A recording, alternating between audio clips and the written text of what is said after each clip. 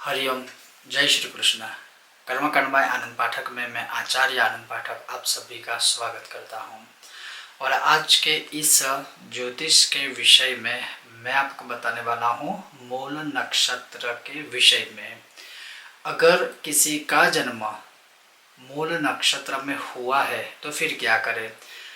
मूल नक्षत्र के किस चरण में हुआ है तो उसका फल क्या होता है।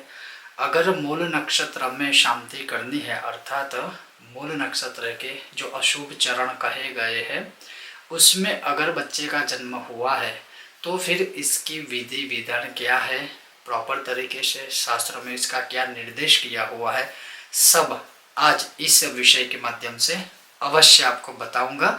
और शास्त्रों के द्वारा पंडितों के द्वारा जिस प्रकार से इस मूल शांति का यज्ञ से लेकर पूजन किया जाता है वो बहुत संक्षिप्त में आपको मैं आज सुनाने वाला हूँ।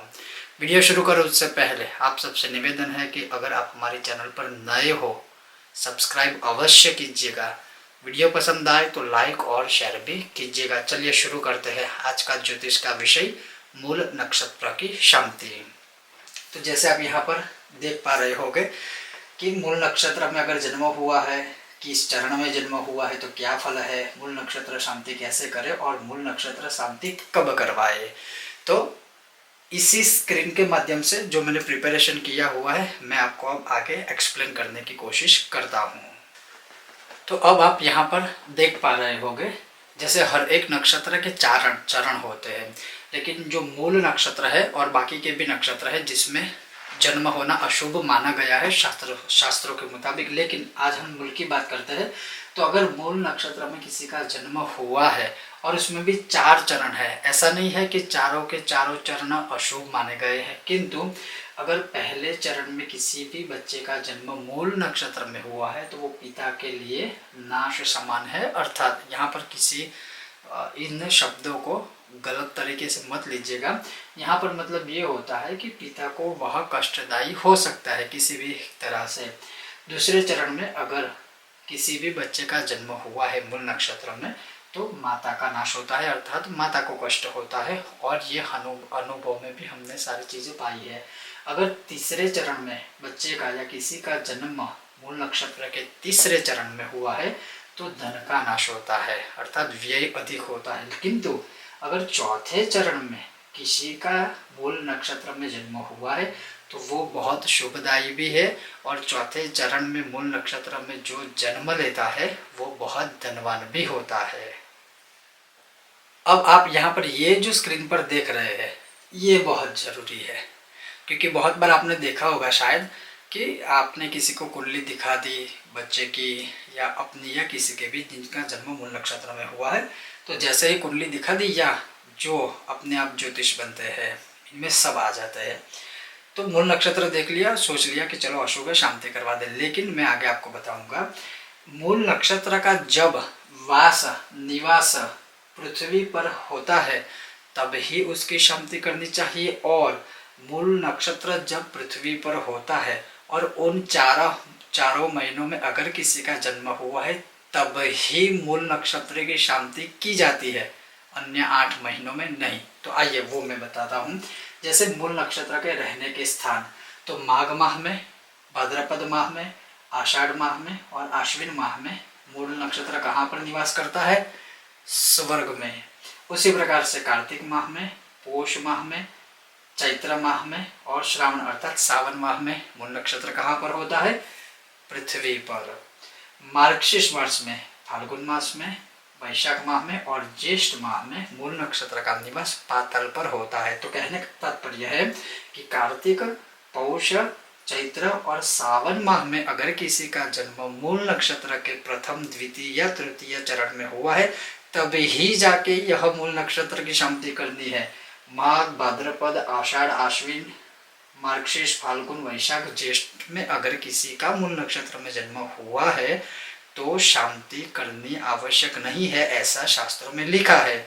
क्योंकि अगर मूल नक्षत्र पृथ्वी पर है ही नहीं, स्वर्ग और पाताल में है, तो फिर मूल नक्षत्र की जो अरिष्ट इफेक्ट है, बुरी इफेक्ट है, वो कहाँ से होगी। फिर भी कई लोग होते हैं जिनकी मन की शांति के लिए अगर वो करवाना चाहे तो वो करवा सकते हैं, मेरी ओर से कोई बाधा या मेरी ओर से किसी भी प्रकार का मैं आपको ये नहीं बोल रहा हूँ कि आप मत कीजिएगा।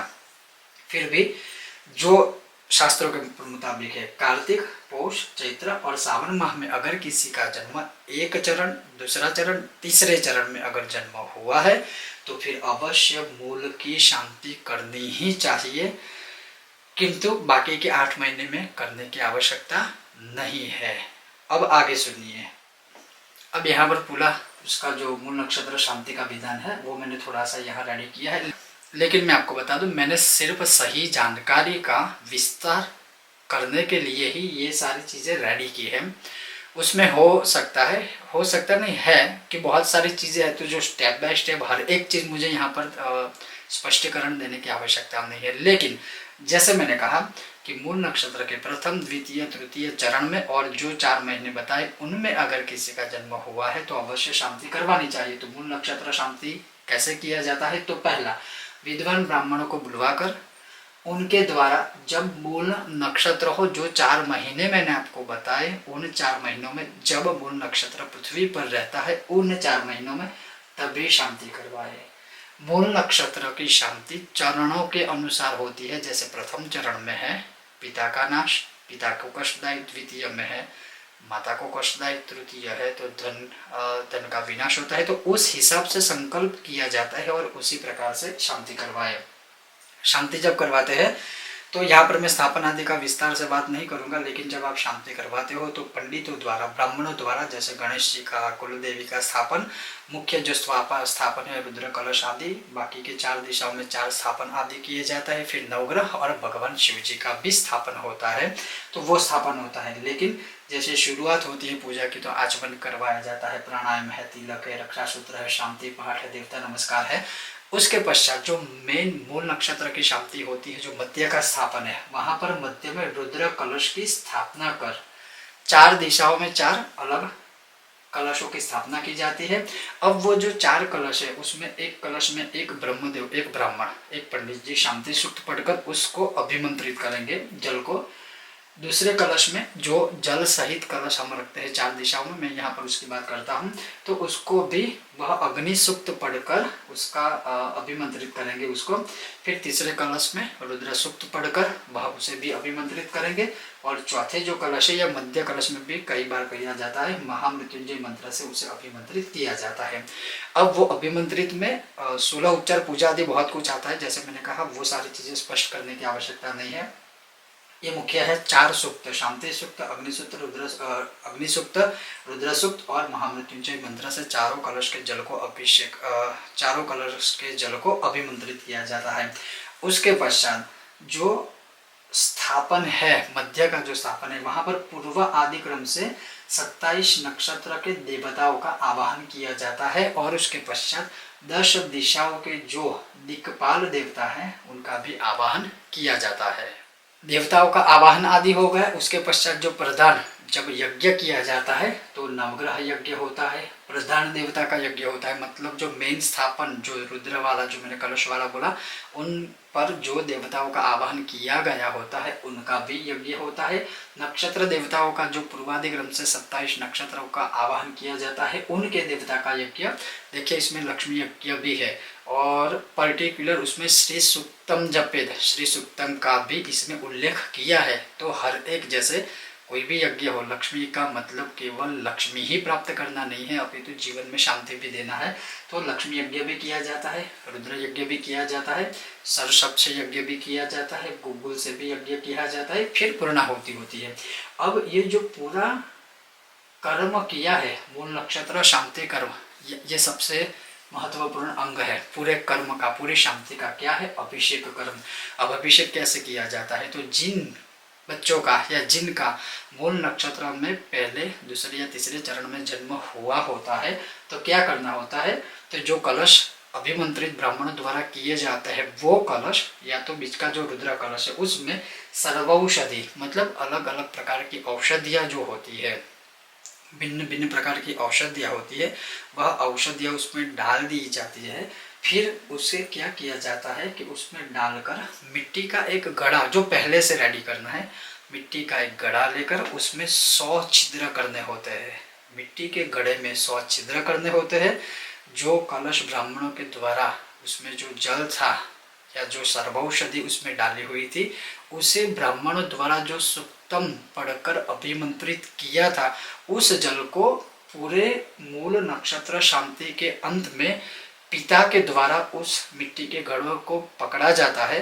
फिर ब्राह्मणों ने जो उस जल या सर्वौषधि के द्वारा या सूक्तों के द्वारा जो अभिमंत्रित किया है, वह उस मिट्टी के घड़े में डालेंगे और जो 100 छिद्र है, उन 100 छिद्रों के द्वारा उन बच्चे पर, अर्थात उसके बच्चे पर, उनके बच्चे पर वह अभिषेक होगा। और जब वह अभिषेक होता है तब भी विद्वान ब्राह्मणों के द्वारा मंत्रोच्चार किया जाता है, तब जाकर मूल नक्षत्र का पूरा जो दोष है वह समाप्त हो जाएगा। उसके पश्चात कांस्य पात्र में मुखावलोकन, मतलब कांस्य की एक कटोरी लेकर उसमें गाय का घी डालकर जिनका मूल नक्षत्र है उन्हें इस प्रकार से ऐसे उनका मुख अवलोकन उस कांस्य पात्र में जो घी है गाय का उसमें दिखाया जाता है, उसे कहते हैं मुखावलोकन। वह हो जाए उसके पश्चात घी, तिल और पात्रदान, दक्षिणा, ब्राह्मण भोजन, मतलब पूरा कर्म हो जाने के बाद ब्राह्मण को, जो आचार्य जी है, जो पूरे सब ब्राह्मण लोग आए हैं, उनको नमस्कार करके उनको जो भी आपकी शक्ति हो उसके अनुसार घी, सफेद तिल, पात्रदान, हो सके तो कांस्य का पात्र, और जो दक्षिणा आपने जो भी डिसाइड की है या यथाशक्ति या जो अनुकूल हो उसके अनुसार दक्षिणा देकर उनको ब्राह्मण भोजन आदि करवाकर पूरी इस प्रकार से मूल नक्षत्र की शांति की जाती है। और तब जाके यह मूल नक्षत्र दोष जो होता है उसका निवारण होता है। तो बस यही आज के इस विषय में आपको मुझे थोड़ा समझाना था कि अगर कोई दुख है तो उसका निवारण भी है, कोई दोष है उसका भी निवारण है, लेकिन हाँ वही बात है, अगर प्रॉपर तरीके से वह नहीं किया गया है तभी जाके आपके कष्टों का निवारण नहीं होता है। अन्यथा इम्पॉसिबल है, वो भी पॉसिबल हो सकता है। मंत्र परिवर्तनम करो तो भाग्य, मंत्रों में इतनी शक्ति है जो दुर्भाग्य को भी सद्भाग्य में परिवर्तित कर सकते हैं। तो कहने का तात्पर्य आज के विषय में यही था कि मूल नक्षत्र की शांति कैसे की जाती है, मूल नक्षत्र में अगर किसी का जन्म हुआ है तो क्या फल मिलता है, क्या नहीं मिलता है। आई होप आपको यह वीडियो पसंद आया होगा, और अगर आपको यह वीडियो पसंद आया है, बिना बोले वीडियो को लाइक कीजिएगा, ज़्यादा से ज़्यादा शेयर कीजिएगा और हमारी चैनल को अभी के अभी सब्सक्राइब कीजिएगा। आप सभी का बहुत बहुत धन्यवाद। और देखते रहिए एक चैनल पर कर्मकांड, ज्योतिष, वास्तुशास्त्र, उपाय, मंत्र, सूत्र, टोटके, उपाय, सब कुछ एक ही चैनल पर। आप सभी का बहुत बहुत धन्यवाद। जय श्री कृष्ण। ओम गणेश।